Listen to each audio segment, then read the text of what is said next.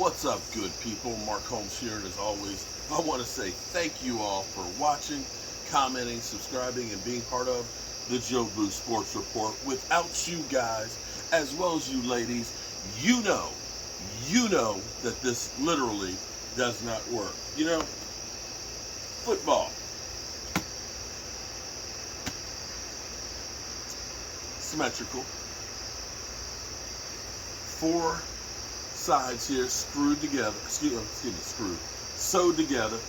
The laces, it looks like it's the same all the way around. But you know what's funny?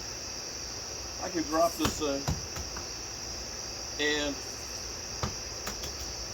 almost every time the ball bounces a different way. That's the crazy thing about it. If it bounces on the laces, it bounces differently than if it bounces on the side, and it bounces differently if it bounces on the seam. I've been sitting here just bouncing it, just trying to drop it and see what in fact happens. And it seems like almost every single time it's different. You know what's funny to me is how many freaking Eagle fans I've heard from. They have descended like locusts every 17 years on my channel talking smack. That's cool. That's cool. I love it. Helps the algorithm. That means that YouTube is spreading me even more. So I appreciate it, you know? And you guys are welcome. Like I said, the one thing I asked you to do here, okay? We're older people on this channel, and we actually want to have some discussions about football. If you come in with the MF this and kiss my that and suck it, then you know, that's what his problem. You want to come in and tell me my team stinks, my front office stinks, okay, that's cool. Come on in, have some fun. Because we are going to have some fun this season. It seems like for Eagle fans, it's a foregone conclusion by them as well as all of the media out there that they are the greatest thing since sliced bread. But you know what's kind of funny to me? Deja vu. Deja vu. Do y'all know what deja vu means? It means we have been here before. This so feels like the 2010 Eagles, who finished 10-6, said we're close. We're close. And they proceeded to go out and sign a whole bunch of free agents. And Vince Young famously said, we like a dream team. The talking heads out there, you know, said, hey, this team is good. I remember because Nnamdi Asomugha, Nnamdi, who was on the cover of Sports Illustrated, that's back when they actually had, you know, people actually bought the magazine. And on the cover it said, the best player you don't know. He worked with United Way, worked with my wife. In fact, if you go back on Facebook, you will see a picture from 2011 of my wife wearing Nnamdi's jersey, a gift from him. Now, interesting thing about my wife is, she worked with all 32 of the NFL teams. And because of that, she never really got attached to one team directly. She looked at it as, all of these guys are my babies. But be that as it may, that's why I remember that year, because Nnamdi, that boy was tight with money. He was tight. He was still driving like an 88 Maxima because it still ran. You know, believe it or not, his family, even though he's married to Kerry Washington, in his family, he was actually considered, you know, a failure because his brothers and sisters were all doctors and lawyers and things like that, and he was just kind of a football player. But see, Nnamdi was smart because he basically took about $25 million from them Eagles, as well as all those other players that are out there, because they went from being 10-6 to going out and getting all these free agents and becoming the dream team, and fell on their face and ended up 8-8. Now, they did win 4 games down the stretch to kind of get back in the conversation of being in the playoffs, but it didn't work out the way they thought it was going to. It didn't work out the way the experts thought. In the same way, the ball didn't bounce the way we thought it was going to bounce. And that's the funny thing about football. Sometimes it's not the guys with the best team, the best players, the best coaches, the best quarterbacks that win the Super Bowl. If that was the case, Aaron Rodgers and Russell Wilson would win every year. You know, they're the best quarterbacks out there, as everybody says. But it's the way that ball bounces. Because that can be the difference in winning and losing. Now, I want to say deja vu to ouch. Oh, that hit me in the family jewels. See, you don't know which way the ball's gonna bounce. Ah, damn. We won't do that no more. Oh, okay. But this feels like pain as well as deja vu. Because we sat here last year. We killed the Joneses. We said the Joneses don't care about winning. We looked at teams like the Giants going out there and signing Kyle Rudolphs and Galladays and getting receivers and stuff. You know, and here it was, the Cowboys. Broke-ass Cowboys signing Jaron Kearse, signing Malik Hooker after injury, signing DeMontre Kazee and Carlos Watkins and Terrell Basham. That's what most of y'all said. The Joneses don't care about winning. They suck, man. You know, we're not going to ever win anything as long as the Joneses are alive. Well, you know what? Shut the fuck up. Sorry, Dad, but shut the fuck up with that. Because you don't know what you don't know.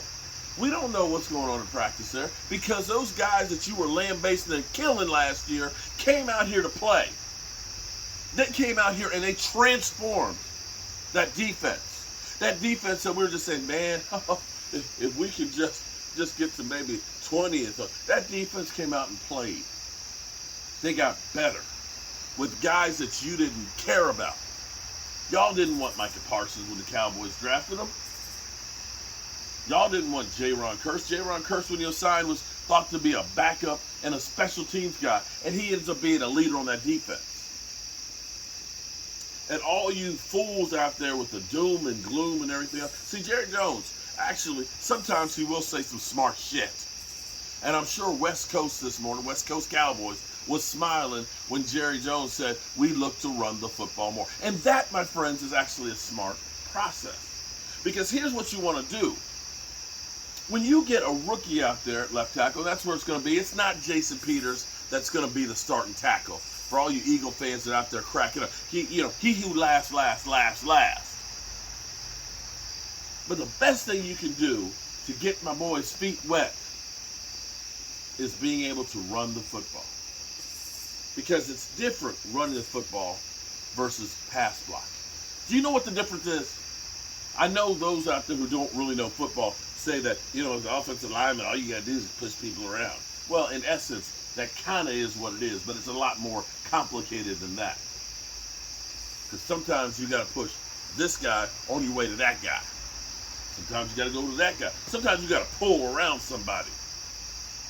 Sometimes you got to drive block. Sometimes you got to fake the pass block and then go ahead and drive block.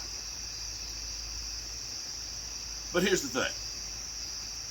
Running the football is more Nathaniel.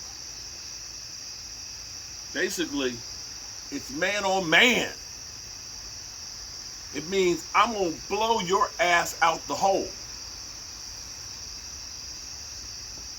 You and me, we going to dance. And I'm going to take you 5 yards down the field. And that, my friends, is what Tyler Smith does best.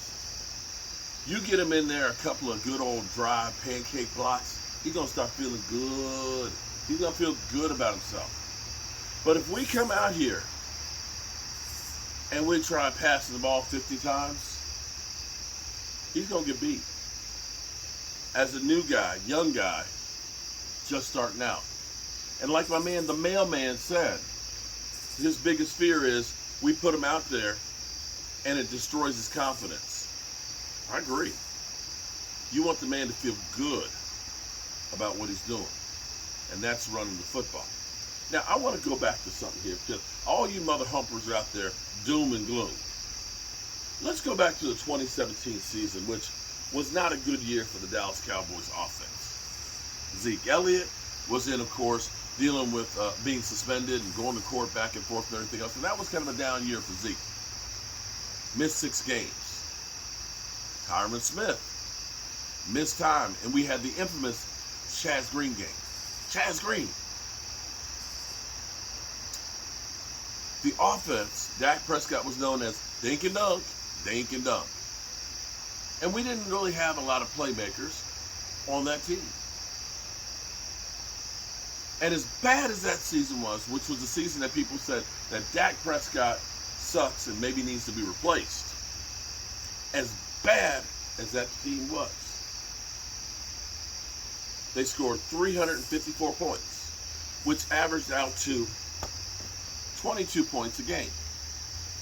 Now I want you to think about something here.